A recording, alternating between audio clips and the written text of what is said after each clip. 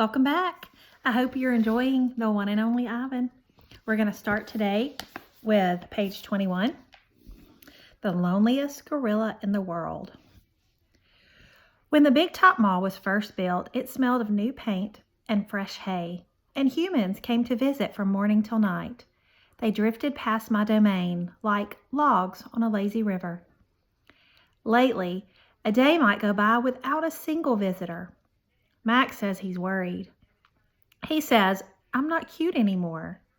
He says, Ivan, you've lost your magic, old guys. You used to be a hit. It's true that some of my visitors don't linger the way they used to. They stare through the glass. They cluck their tongues. They frown while I watch my TV. He looks lonely, they say.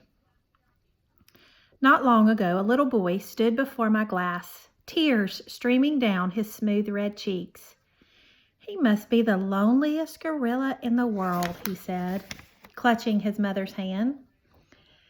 At times like that, I wish humans could understand me the way I can understand them. It's not so bad, I wanted to tell the little boy. With enough time, you can get used to almost anything. TV. My visitors are often surprised when they see the TV Mac put in my domain. They seem to find it odd, the sight of a gorilla staring at tiny humans in a box. Sometimes I wonder, though, isn't the way they stare at me sitting in a tiny box just as strange? My TV is old. It doesn't always work, and sometimes days go by before anyone remembers to turn it on. I'll watch anything, but I'm particularly fond of cartoons with their bright jungle colors. I especially enjoy it when someone slips on a banana peel. Bob, my dog friend, loves TV almost as much as I do. He prefers to watch professional bowling and cat food commercials. Bob and I have seen many romance movies too. In a romance, there is much hugging and sometimes face licking. I have yet to see a single romance starring a gorilla. We also enjoy old Western movies. In a Western, someone always says, "This town ain't big enough for the both of us, Sheriff." In a Western, you can tell who the good guys are and who the bad guys are, and the good guys always win. Bob says Westerns are nothing like real life. Here's a little picture of a TV. The Nature Show. I have been in my domain for 9,855 days. Alone. For a while, when I was young and foolish, I thought I was the last gorilla on earth. I tried not to dwell on it. Still, it's hard to stay upbeat when you think there are no more of you. Then one night, after I watched a movie about men in black hats with guns and feeble-minded horses, a different show came on. It was not a cartoon, not a romance, not a Western. I saw a lush forest. I heard birds murmuring. The grass moved. The trees rustled. Then I saw him. He was a bit threadbare and scrawny, and not as good looking as I am, to be honest. But sure enough, he was a gorilla. As suddenly as he'd appeared, the gorilla vanished, and in his place was a scruffy white animal called, I learned, a polar bear, and then a chubby water creature called a manatee, and then another animal, and another. All night I sat wondering about the gorilla I'd glimpsed. Where did he live? Would he ever come to visit? If there was a he somewhere, could there be a she as well? Or was it just the two of us all in the world, trapped in our own separate boxes? Stella. Stella says she is sure I will see another real live gorilla someday. And I believe her because she is even older than I am and has eyes like black stars and knows more than I will ever know. Stella is a mountain. Next to her, I'm a rock. and Bob is a grain of sand. Every night when the stores close and the moon washes the world with milky light, Stella and I talk. We don't have much in common, but we have enough. We are huge and alone, and we both love yogurt raisins.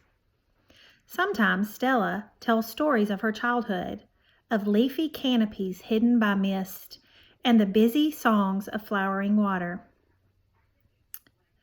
Unlike me, she recalls every detail of her past. Stella loves the moon with its untroubled smile.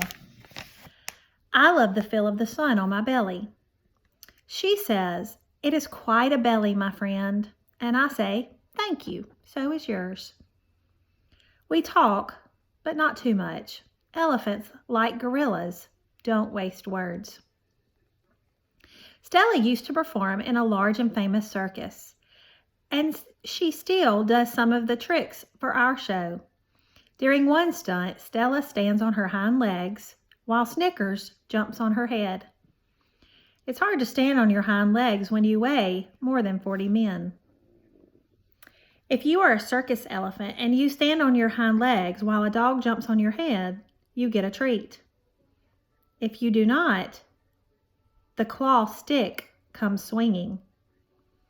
Elephant's hide is thick as bark on an ancient tree, but a claw stick can pierce it like a leaf.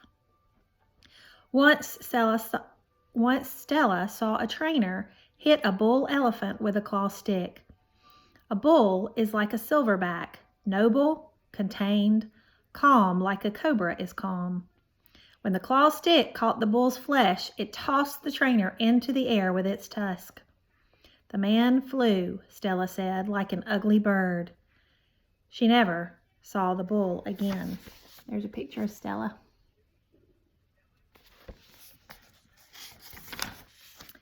Stella's trunk. Stella's trunk is a miracle. She can pick up a single peanut with elegant precision, tickle a passing mouse, tap the shoulder of a dozing keeper. Her trunk is remarkable, but still it can't unlatch the door of her tumble-down domain. Circling Stella's legs are long-ago scars from the chains she wore as a youth, her bracelets, she calls them. When she worked at the famous circus, Stella had to balance on a pedestal for her most difficult trick. One day she fell off and injured her foot. When she went lame and lagged behind the other elephants, the circus sold her to Max. Stella's foot never healed completely. She limps when she walks, and sometimes her foot gets infected when she stands in one place for too long. Last winter, Stella's foot swelled to twice its normal size. She had a fever, and she lay on the damp, cold floor of her domain for 5 days. They were very long days. Even now, I'm not sure she's completely better. She never complains, though, so it's hard to know. At the Big Top Mall, no one bothers with iron shackles. A bristly rope tied to a bolt on the floor is all that's required. They think I'm too old to cause trouble, Stella says. Old age, she said, is a powerful disguise. A plan. It's been 2 days since anyone's come to visit. Mac is in a bad mood. He says we are losing money hand over fist. He says he is going to sell the whole lot of us. When Thelma, a blue and yellow macaw, demands, "Kiss me, big boy," for the 3rd time in 10 minutes, Mac throws a soda can at her. Thelma's wings are clipped so she can't fly, but she can still hop. She leaps aside just in the nick of time. "Pucker up," she says with a shrill whistle. Mac stomps to his office and slams the door shut. I wonder if my visitors have grown tired of me. Maybe if I learn a new trick or two, it will help. Humans seem to enjoy watching me eat. Humans do seem to enjoy watching me eat. Luckily, I'm always hungry. I'm a gifted eater. A silverback must eat 45 pounds of food a day if he wants to stay a silverback. 45 pounds of fruits and leaves and seeds and stem and bark and vines and rotten wood. Also, I enjoy the occasional insect. I'm going to try to eat more. Maybe then we will get more visitors. Tomorrow I will eat 50 pounds of food, maybe even 55. That should make Mac happy. Bob. I explained my plan to Bob. Ivan, he says, trust me on this one. The problem is not your appetite. He hops onto my chest and licks my chin, checking for leftovers. Bob is a stray, which means he does not have a permanent address. He is so speedy, so wily, that mall workers long ago gave up trying to catch him. Bob can sneak into cracks and crevices like a tracked rat. He lives well off the ends of hot dogs he pulls from the trash. For dessert, he laps up spilled lemonade and splattered ice cream cones. I've tried to share my food with Bob, but he is a picky eater and says he prefers to hunt for himself. Bob is tiny, wiry, and fast, like a barking squirrel. He is nut-colored and big-eared.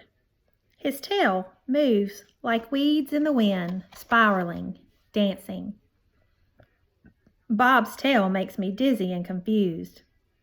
It has meanings within meanings, like human words. I am sad, it says. I am happy, it says. Beware, I am tiny, but my teeth are sharp. Gorillas don't have any use for tails. Our feelings are uncomplicated. Our rumps are unadorned. Bob used to have 3 brothers and 2 sisters. Humans tossed them out of a truck onto the freeway when they were a few weeks old. Bob rolled into a ditch. The others did not. Another picture of Bob. Little dog.